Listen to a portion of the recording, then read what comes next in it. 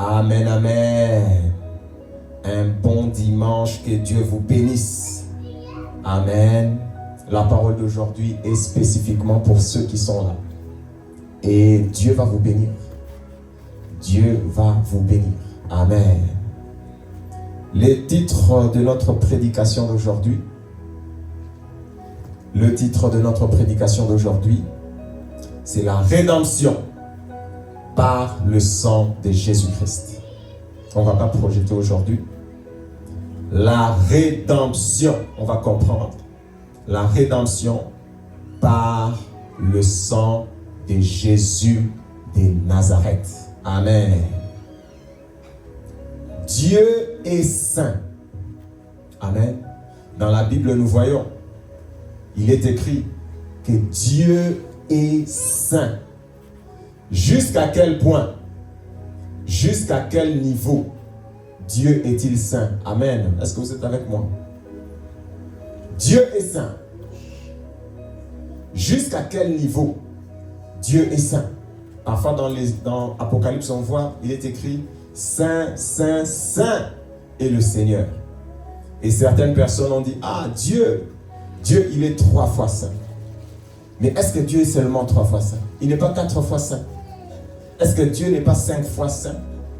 Est-ce que Dieu n'est pas 6 fois saint? Il est seulement 3 fois saint. Dieu est infiniment saint. Les anges ont cité saint, saint, saint. Ils peuvent continuer à dire saint, saint, saint, saint, saint, saint, saint, saint, saint, saint, saint, jusqu'à l'infini.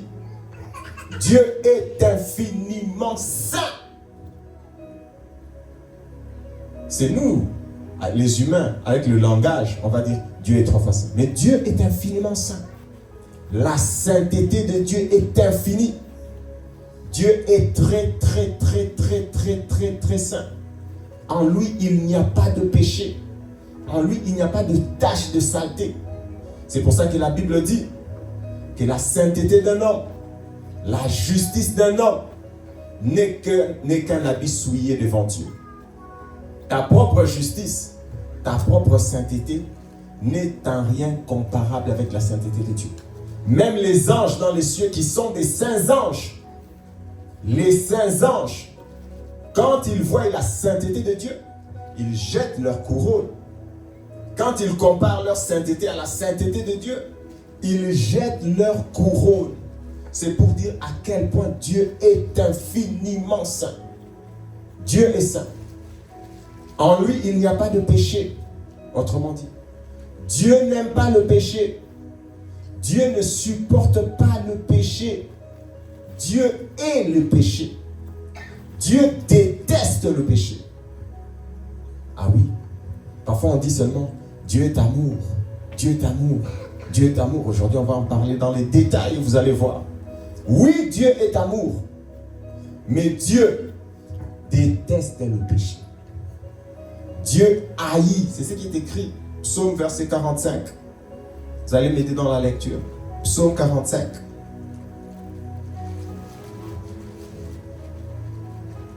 « 45 verset 7. Je vais lire.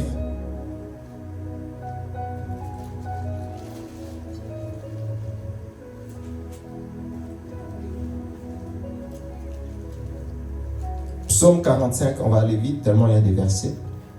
Ton trône, ô Dieu, est à toujours. Le sceptre de ton règne est un sceptre d'équité. Tu aimes la justice, verset 8, et tu hais la méchanceté, le péché. C'est pourquoi, ô Dieu, ton Dieu t'a oint d'une huile de joie par privilège sur tes collègues. Tu aimes la justice, tu hais la méchanceté. Dans le Nouveau Testament, ce verset a été cité dans Hébreux chapitre 1, verset 7. Tu hais l'iniquité, tu détestes le péché, tu haïs le péché. Dieu déteste le péché. Le péché, c'est le contraire de ce que Dieu aime. Dieu haït le péché. Dieu déteste le péché. Dieu aime la justice. Dieu est saint. Dieu est saint. Et Dieu ne laisse aucun péché impuni. Dieu Dieu juge tous les péchés. Parce que le péché ne fait pas partie de son environnement. Dieu traite toujours le péché parce qu'il est saint. Dieu traite toujours le péché. Dieu ne laisse pas le péché impuni. Parce que Dieu déteste le péché. Comme Dieu déteste le péché, il punit tous les péchés. Dieu a une je voudrais vraiment insister, répéter. C'est avec ça que nous allons rentrer à la maison. Dieu déteste le péché. Dieu déteste le péché. Et Dieu a une colère contre tous ceux qui pratiquent le péché. L'histoire de la Bible nous démontre comment Dieu juge le péché. Le péché a commencé au ciel. L'ange a péché. Il a dit, je vais monter. Je vais prendre la place de Dieu. Je vais être comme Dieu. Dieu l'a envoyé dans les ténèbres. Dieu l'a précipité dans les ténèbres. Et cet ange qui a été déchu dans les cieux est venu sur la terre. Quand il est venu sur la terre, le même péché qu'il avait commis dans les cieux, c'est le même péché qu'il a voulu faire commettre à l'homme. Il est venu dire à Adam et Ève dans le jardin d'Éden, ben non, si vous mangez, vous ne mourrez pas. Si vous mangez, vous deviendrez des dieux. Si vous mangez, vous serez comme Dieu. C'est le même péché qu'il avait commis au ciel. Son péché, c'est quoi? Je veux être comme Dieu. Je veux être l'égal de Dieu. C'est le même péché qu'il a fait faire à Adam et Ève. C'est le même péché qu'il a fait à Adam et Ève. Mais Dieu, comme il est saint, il avait déjà dit, Dieu avait déjà dit à Adam que le jour que tu vas désobéir, tu mourras. Le jour que tu vas pécher, il y a une sanction contre le péché. Parce que Dieu déteste le péché. Il y a forcément une sanction pour le péché. Il y a des gens aujourd'hui qui pêchent et ils prennent le péché à la légère. Le péché, il y a un salaire. La Bible dit que le salaire du péché, c'est la mort. Le salaire du péché, c'est la mort. Le salaire du péché, c'est la mort. Il y a des gens qui pêchent, ils pensent que c'est sans conséquence. Non! Le péché a des conséquences. Dieu punit le péché. Le salaire du péché, c'est pas le diable qui avait dit, attends, le jour où tu mourras, tu mangeras, tu mourras. C'est Dieu. Le salaire du péché, c'est la mort. C'est la mort. Le salaire du péché. Il y a des gens qui aujourd'hui, quand ils pêchent, ils n'ont aucune charge de conscience. Ah non, c'est un petit péché. Je n'ai rien fait. J'ai juste volé. J'ai juste menti. Dieu ne supporte pas le péché. Même le plus sévère. Adam avait fait quoi? Adam avait pris la femme d'autrui. Adam avait pris la femme d'autrui.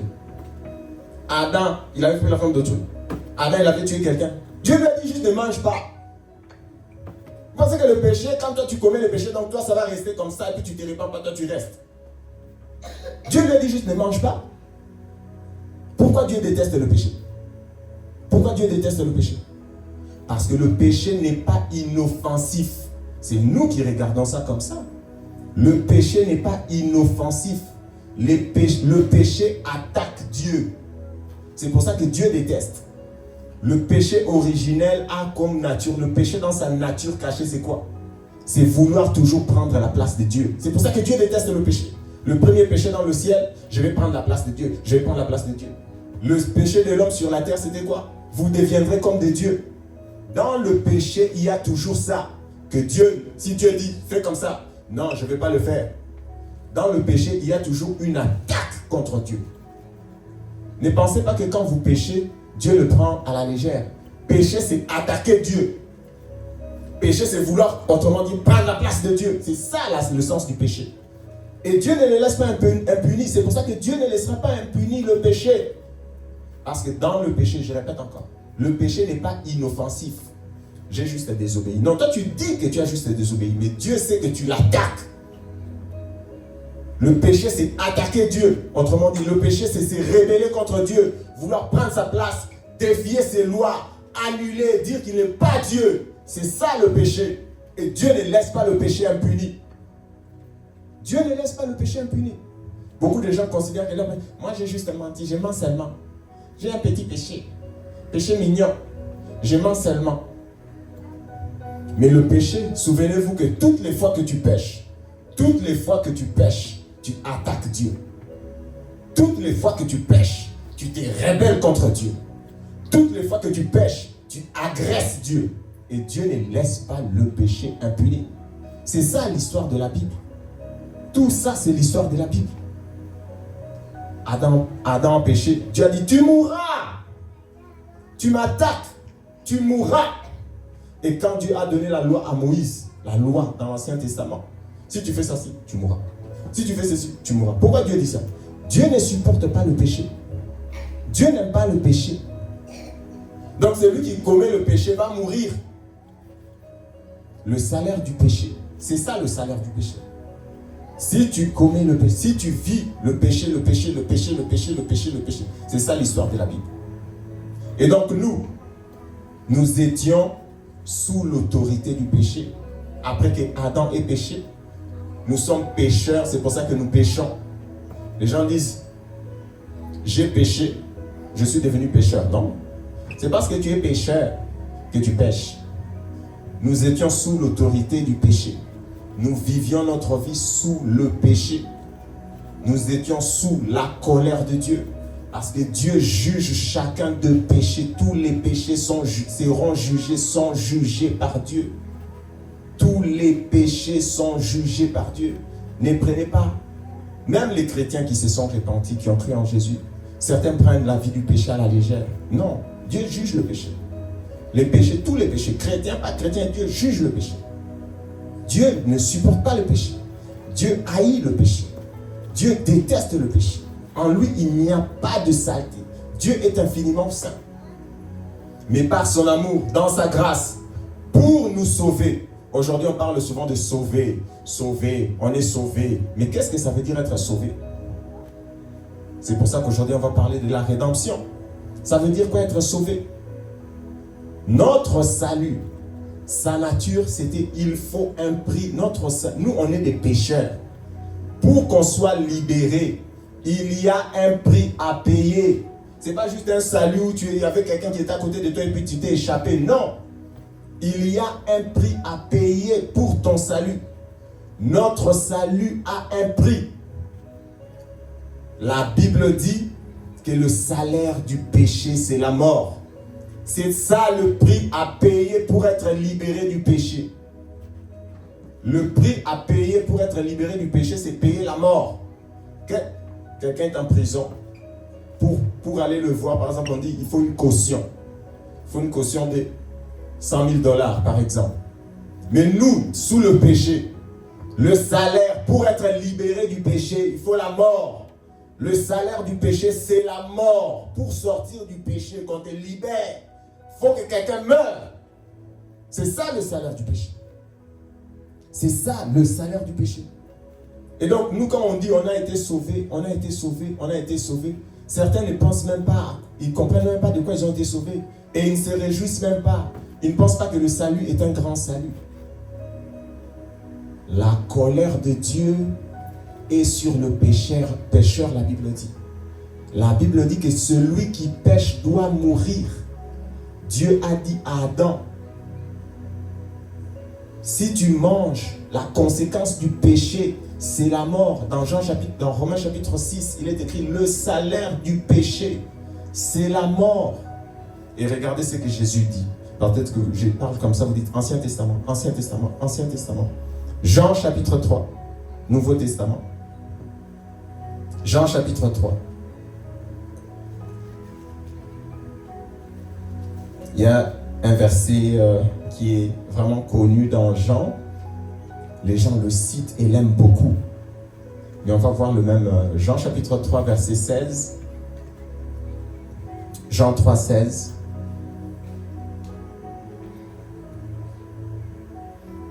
C'est un verset très connu que nous aimons.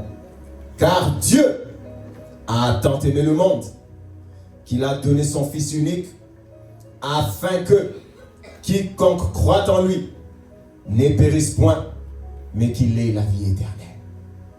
Car Dieu a tant aimé le monde qu'il a donné Jésus afin que quiconque croit en lui ne périsse pas, mais qu'il ait la vie éternelle. Mais on est dans le même contexte. Ça, c'est Jésus qui parle à Nicodème. Jean chapitre 3, on est toujours dans 3. Le dernier verset de Jean chapitre 3, c'est quoi? Jean chapitre 3, verset 36. Jésus dit, qu'est-ce qu'il dit? Celui qui croit au Fils a la vie éternelle. Celui qui ne croit pas au Fils ne verra point la vie, mais la colère de Dieu demeure sur lui. La colère de Dieu, le jugement de Dieu demeure sur tout celui qui ne croit pas en Jésus.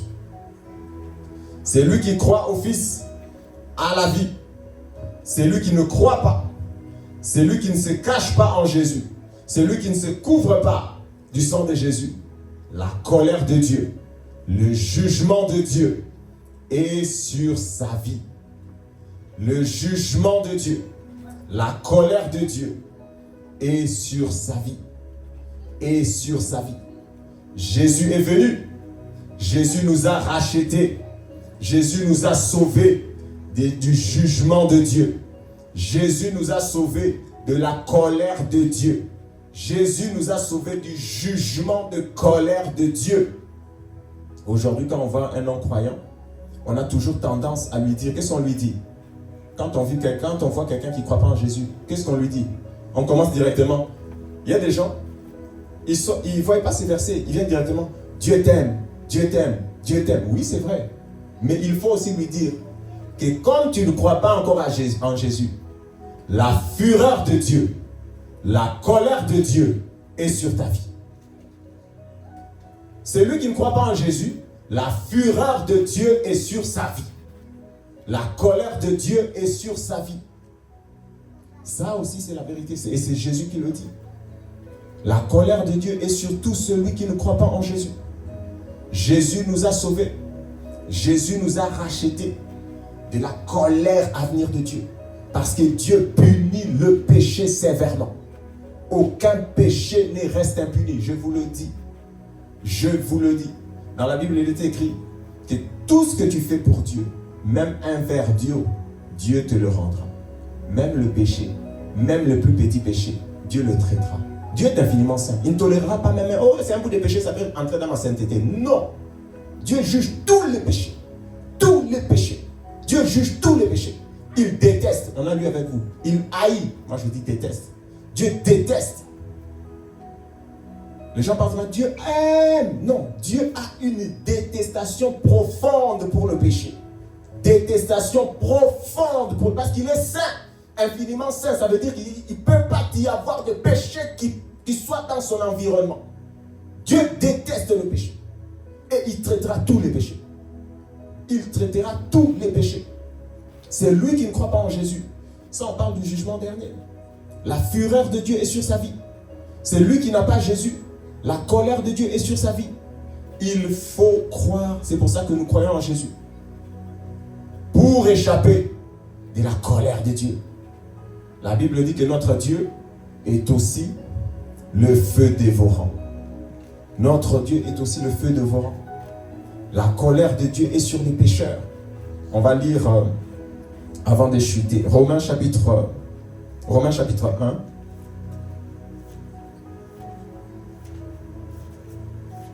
La colère de Dieu n'est pas seulement à venir. La colère de Dieu est aussi présente. Romains chapitre 1.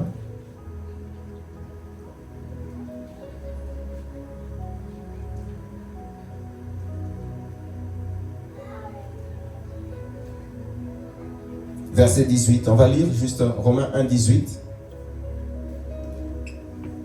Vous verrez que c'est écrit au présent. Romains 1, verset 18. La colère de Dieu se révèle du ciel contre toute impiété et toute injustice des hommes qui retiennent injustement la vérité captive. On ne va pas continuer, on peut s'arrêter là. La colère de Dieu se révèle. Ici, on écrit se révèle. La colère de Dieu est présente contre toute impiété, contre toutes les personnes qui pratiquent le péché. La colère de Dieu se révèle. Dieu haït le péché. Dieu déteste le péché. Et sur le péché, il y a la colère de Dieu. Autrement dit, le jugement de Dieu. Dieu juge tout péché. Dieu ne ferme pas les yeux sur les péchés. Dieu ne ferme pas les yeux. Et nous sommes parents, par exemple. Vous savez, il y a des parents, comme je disais tantôt. Ça, je vais ouvrir l'exemple pour les parents. Il y a des parents, quand l'enfant désobéit, il désobéit seulement. Il est toujours comme ça. Ok, d'accord. Continue. Quand tu vas vieillir, il va commencer à te gifler. C'est quand tu vas voir que tu avais mal agi. Il ne faut pas tolérer la désobéissance. C'est pour ça que Dieu ne supporte pas ça. Laisse-le comme ça, il va grandir comme ça. Tu vas voir que toi, c'est un enfant. Il est toujours têtu. Mais dans ce monde, on a vu des enfants. Moi, je vois ça. Je vois ça. Parfois, je ne comprends pas. Les enfants qui engueulent les parents. Qu'est-ce que tu fais ici, papa? Qu'est-ce que je t'ai dit?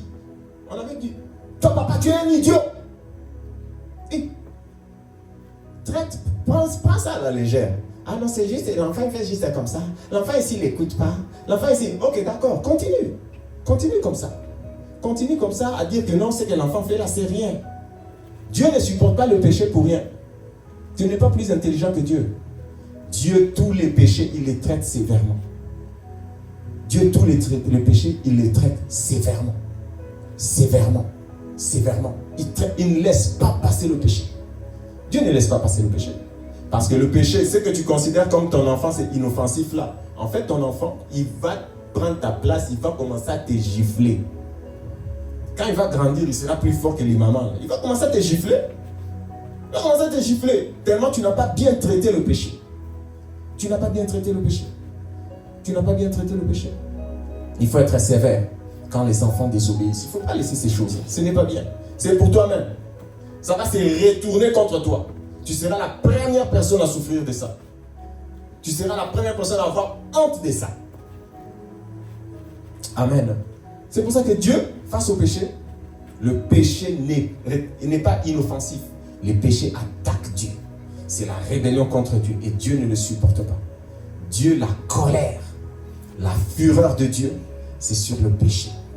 C'est sur le péché. Nous les chrétiens, après avoir cru en Jésus, encore je vous en supplie, il y a des gens qui prennent le péché. C'est juste, j'ai insulté. Moi, j'insulte. Moi, cette personne-là, je ne peux pas la voir. Elle, non, seulement elle, je ne peux pas la voir. Toi, tu dis que c'est elle. Mais ce que tu fais, tu te rebelles contre Dieu. Tu attaques Dieu. C'est ça le péché. Et Dieu ne laisserait pas ton péché impuni. Ah oui, il y a un salaire pour tous les péchés. Dieu ne laissera pas ton péché impuni. Jésus est venu. Jésus est venu. Parce que nous étions tous sous le péché d'Adam. Nous étions tous pécheurs.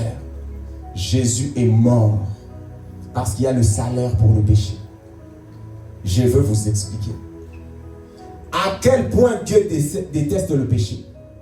Au point de laisser son fils mourir à la croix. Autrement dit, au point de laisser son fils mourir. À ce point-là, Dieu déteste le péché. Oui. Oui. Père, est-ce que cette coupe ne peut pas passer à côté? Tu peux tout faire, toutes choses. Pas ma volonté, mais ta volonté. Je dis, non, l'histoire du péché là, tu vas mourir là. À ce point-là, Dieu déteste le péché. À ce point-là, Dieu déteste le péché. Il a donné Jésus pour nos péchés. Le salaire du péché, c'est la mort. Tu vas mourir pour détruire le péché. C'est à ce point-là que Dieu, jusqu'à quel point Dieu déteste le péché? Jusqu'au point de donner son fils. Jusqu'au point de laisser son fils mourir à la croix. Jusqu'au point de laisser Jésus verser son sang. C'est à ce point-là que Dieu déteste le péché. Et tous ceux qui se moquent de Dieu, tous ceux qui se moquent de Jésus, tous ceux qui se moquent de Dieu, tous ceux qui se moquent de Jésus, tous ceux qui prennent l'œuvre de Jésus pour vain, la fureur de Dieu est sur leur vie. Jean 3, verset 36. C'est lui qui ne croit pas en Jésus. La fureur de Dieu, la colère de Dieu, la colère de Dieu s'en vient sur sa vie. Jésus est mort. Il nous a rachetés. Et il a remis nos péchés. La rédemption et la rémission de nos péchés. Romains, Éphésiens chapitre 1. Éphésiens chapitre 1, grâce à Jésus. Éphésiens chapitre 1, verset 7. Éphésiens 1, verset 7. Je vais lire au nom de Jésus. En lui, nous avons la rédemption par son sang, la rémission des péchés selon la richesse de sa grâce. En Jésus-Christ, nous avons la rédemption, la rémission des péchés selon la richesse de sa grâce. La rédemption, c'est racheter quelqu'un. Nous étions esclaves du péché. Nous étions sous l'autorité du diable. Nous étions esclaves du péché. Jésus, par sa mort, il nous a rachetés. Notre salut, c'est pas seulement j'ai été sauvé, j'ai été sauvé. Il faut comprendre, tu as été sauvé comment? On a payé le prix. Le salaire du péché, c'est la mort. Jésus a payé, nous a libérés par son sang. Quand on dit par son sang, ça veut dire par sa mort. Comme ça qu'il nous a rachetés. Il nous a rachetés. Il y a un prix qui a été payé pour ton salut. Le prix du sang de Jésus. Par sa mort, il nous a rachetés. Et il a payé toutes nos dettes. La rémission de nos péchés. Tous nos péchés, il nous a pardonné ça par sa grâce. Rémission des péchés. Est-ce que vous comprenez? Je voudrais qu'on comprenne quelque chose de très important. Je vais donner un exemple. Quelqu'un est en esclavage, il a des dettes. Quelqu'un vient, il achète l'esclave, puis il paye toutes les dettes que l'esclave a. Il achète. Maintenant, cette personne-là, quand elle est libérée, si elle continue de faire des bêtises, elle appartient au Seigneur. Elle doit se repentir. Le pardon des péchés, quand tu pêches, il faut vite te repentir. Il faut vite te repentir. Parce que tu as déjà été racheté par le Seigneur. Tes péchés ont été remis. Tu n'as plus besoin de pécher. Tu as déjà été racheté. Ta dette a été payée. Maintenant, quand tu pêches, tu dois vite te repentir parce que la grâce de Dieu est encore disponible. La grâce de Dieu est encore disponible. Il y a des chrétiens qui sont « Ah mais non, moi mes péchés... » Non. Quand tu pêches, tu dois vite te repentir. Il y a la rédemption pour te libérer. Il y a le paiement de tes dettes, la rémission de tes péchés. Maintenant, les dettes, les péchés que tu es en train de commettre, tu dois te repentir. La rédemption des péchés, la rémission des dettes et le pardon des péchés. Dieu ne laisse pas le péché impuni, mes frères.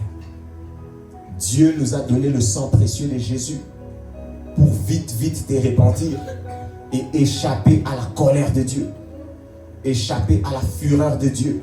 L'histoire de la Bible depuis Genèse, c'est comment, d'une certaine manière, c'est comment Dieu traite le péché.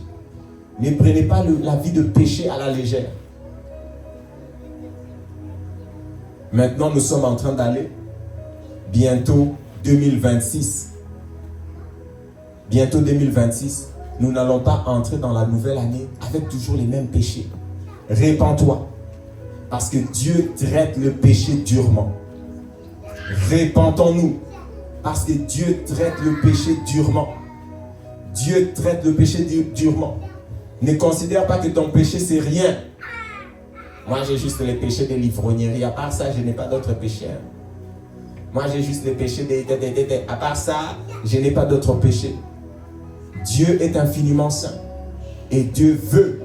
La volonté de Dieu est que nous aussi, nous puissions être saints. Soyez saints, la Bible dit, comme votre Père dans les cieux qui est saint. Soyez saints, comme votre Père dans le ciel qui est saint. Soyons donc saints, comme notre Père dans le ciel qui est saint. Nous allons prier. Nous allons nous repentir. Dieu déteste le péché. Mais il a pourvu le sang de Jésus. Il a pourvu la repentance par le sang de Jésus. Il a pourvu le pardon de péché par le sang de Jésus. C'est aujourd'hui le moment de nous repentir. C'est aujourd'hui le moment de nous repentir. Parce que Dieu déteste le péché. Souvenez-vous que quand vous péchez, vous attaquez Dieu. Et Dieu ne laisse pas le péché impuni. Surtout si tu ne veux pas te repentir. Tu veux garder ton péché. C'est mon péché mignon. Je ne lui pardonnerai pas. Tellement il m'a fait le mal. Ça, il m'avait volé. Si c'est quoi? Pardonne!